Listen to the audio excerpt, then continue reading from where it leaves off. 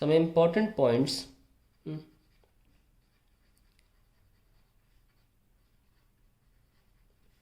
related to lens maker formula. Formula निकल के आया mu two by mu one minus one, one by R one minus one by R two. पहली important चीज़ कि one by F है क्या, mu minus one into some constant quantity X. आप R one R two को बदल नहीं सकते, यानी कि हम ये भी कह सकते हैं कि फोकल लेंथ जो है वो is equals to one upon mu minus one into X है, या अल्टीमेटली हम बोल सकते हैं inversely proportional to refractive index. अब रिफ्रैक्टिव इंडेक्स जो होता है वो रेड का कम होता है वायलेट से। इसका मतलब फोकल लेंथ ऑफ रेड क्या होगी, ज़्यादा होगी रेड कलर की than violet. So that is why the first case जो हम करने जा रहे हैं उसमें अगर लेंस बनाते हैं और मान लो बायक्रोमेटिक रे है या मान लो पॉलीक्रोमेटिक भी है, तो अगर पैरेलल रे आ रही हैं तो वायलेट वाली का फोकल लेंथ कम है, रेड का ज़्यादा है, तो वायलेट वाली पहले मीट करेगी, रेड बाद में। बहुत इंपॉर्टेंट क्वेश्चन है, कई बार रिपीट होता है ये, ठीक है। तो फोकल लेंथ, या यूँ कह सकते हैं कि power for violet is more, क्योंकि पावर अल्टीमेटली होता है ability to converge, and see violet light is getting converged better than that to red, ठीक है। तो ये एक इम्पॉर्टेंट पॉइंट सामने आया, हमने कर लिया इसको। और दूसरा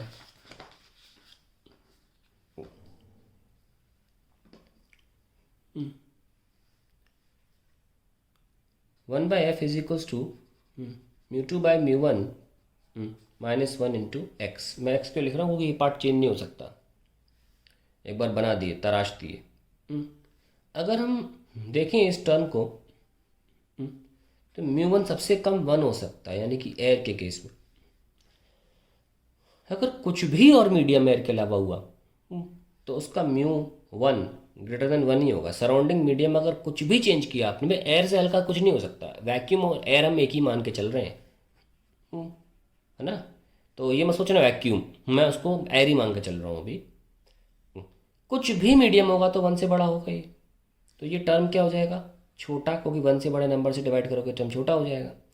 ये छोटा हो गया तो ये पूरा टर्म छोटा होगा ना, और वन बाय एफ छोटा मतलब एफ बड़ा, यानी कि if lens is dipped in any other medium, air के अलावा कहीं भी डालोगे अदर मीडियम, इस बात को ब्रह्म वाक्य मान लें, it's focal length will increase. कुछ भी मत सोचना, विल ऑलवेज इंक्रीज। कुछ भी लेंस को कहीं और डालोगे एयर के अलावा, उसकी फोकल लेंथ को बढ़ना ही है, पावर को घटना ही है, ध्यान रखना है इस बात का।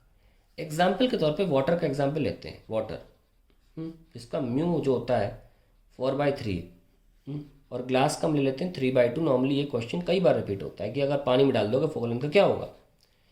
मान लीजिए अभी एयर में है, तो 3/2 divide by one minus one into x कितना हो गया, 3/2 minus one is 1/2 x/2, case one. अब मान लीजिए पानी में, वाटर में डाल दिया, तो 3/2 अपॉन 4/3 माइनस वन एक्स, ये कैंसिल 9/8 हो जाएगा और 1/8 आ जाएगा ना। हाँ, second.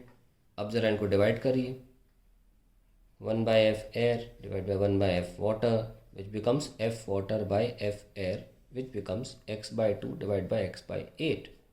I will get 4। That means पानी में डालने से फोकल लेंथ 4 गुना बढ़ जाती है। तो MCQ या कोई भी क्वेश्चन ऐसा आता है जिसमें आप जल्दी सॉल्व कर सकते हैं, आप 4 गुना ध्यान रखें इस बात का, ठीक है। पानी को ही लेकर आता है क्वेश्चन। तीसरी बात, फॉर्मूला क्या है, फॉर्मूला है mu two by mu one minus one x. अगर आपका म्यू वन म्यू टू से बड़ा हो गया तो ऐसे में mu one by mu two will be greater than, sorry, mu two by mu one will be less than one, क्योंकि म्यू वन बड़ा है। तो ऐसे में 1/f हो जाएगा नेगेटिव। इसका मतलब ये होता है the lens will diverge, diverging lens का फोकल लेंथ नेगेटिव आता है।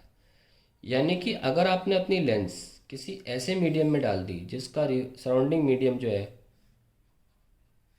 म्यू टू सॉरी और म्यू1, सराउंडिंग मीडियम जो है म्यू1 ग्रेटर देन म्यू2 हो गया अगर, तो पर यही convex lens will diverge the light, it will not converge. और यही वजह है कि कॉन्वेक्स लेंस की डेफिनेशन ये नहीं होती which converges the ray of light, because it can diverge also. Convex lens की डेफिनेशन होती है which is thicker at the middle, thinner at the ends. और कॉन्केव लेंस की डेफिनेशन क्या होती है? Thinner at the middle, thicker at the lens. ये नहीं होती which it can diverge, because अगर कॉन्केव लेंस को भी आप किसी ऐसे मीडियम में रखोगे जिसका सराउंडिंग मीडियम का रिफ्रैक्टिव इंडेक्स ज़्यादा है, तो वो कन्वर्ट करना शुरू कर देगी इस तरीके से। मैं आपको इसका एक्शन दिखाता हूँ रे डायग्राम से, ऐसा क्यों हो रहा है। कुछ लोगों को यकीन नहीं हो रहा हो या समझ में आ गया हो, लेकिन सोच रहे होंगे डायग्राम कैसे बनाए। देखिए, लेंस का एक्शन समझना हो तो लेंस का एक्शन प्रिज्म, सिलेंड्रिकल पार्ट और एक प्रिज्म से बताया जाता है हर किताब में, ठीक है। अच्छी किताबों में दिखाया जाएगा ये। तो अभी मान लीजिए हमारा म्यू1 है और ये सब अंदर म्यू2 है और ये अंडर वाला ज़्यादा है तो क्या होगा भाई, rare to denser towards the normal, है ना, और denser to rare away from the normal. ये कारण है कि लाइट कन्वर्ज हो रही है। और सिमिलरली यहाँ बना सकते हो टूवर्ड्स द नॉर्मल फिर अवे फ्रॉम द नॉर्मल। और देखिए ऐसे आपको कन्वर्जिंग एक्शन दिखता है एक लेंस का। लेकिन अगर बाहर का मीडियम भारी कर दिया जाए या डेंजर कर दिया जाए ऑप्टिकली, तब क्या होगा आइए देखते हैं। चलिए, बाहर जाके डेंजर है म्यू1 और अंदर का म्यू2 जो है वो रेयर है, तो ये होगा अवे फ्रॉम द नॉर्मल। अब क्लियर होगी बात, ये वजह है टूवर्ड्स द नॉर्मल, क्योंकि बाहर डेंजर है तो रेयर टू डेंजर जाते हो तो towards the normal. Now you can understand why this is happening. Away क्योंकि अंदर रेयर है, denser to rare, away from the normal, towards the normal. तो you can see why we are getting such an action where we need to produce and then we get the image just like we get in concave lens. So ये ध्यान रखना है इस बात का कि ऐसा होता है। तो मैं एक सिंपल डायग्राम बनाता हूँ। अगर डायरेक्ट बिना डिवेट होके निकल जाए तो इसका मतलब होता है म्यू2 म्यू1 बराबर है।